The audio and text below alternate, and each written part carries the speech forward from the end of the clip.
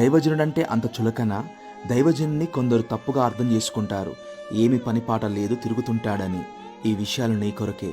దేవుని పిలుపు అందుకొని జీవితాన్ని దేవుని కొరకే త్యాగం చేసుకొని ఎన్ని బాధలు ఉన్నా మనసులో ఉంచుకొని బయటికి సంతోషంగా ఉంటూ ఆత్మల సంపాదనే తన జీతముగా ప్రతి ఒక్కరిని దేవుని రాజ్యానికి చేర్చాలని నిరంతరము శ్రమించేవాడు దైవజనుడంటే. అలాంటి దైవజనుడి గురించి తప్పుగా అర్థం చేసుకొని రహస్యంగా ఇతరులకు తన గురించి చెడుగా చెప్తున్నావంటే నీవు దేవునికి శత్రువు అవుతావు. జాగ్రత్త సుమా.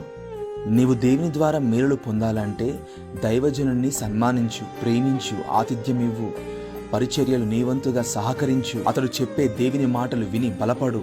నీ జీవితంలో దేవుడు చేసే గొప్ప కార్యాలను చూస్తూ ఉంటావు. చిన్న పెద్ద అనేది ఏమీ లేదు. దేవుని సేవ చేస్తున్న ప్రతి ఒక్క దైవజనుడు దేవుని ద్వారా పిలువబడిన వాడే. నిన్ను పరలోకం చేర్చుటకు ప్రయాసపడుతున్న దైవజనుని గూర్చి అర్థం చేసుకుంటావని ఈ వీడియో.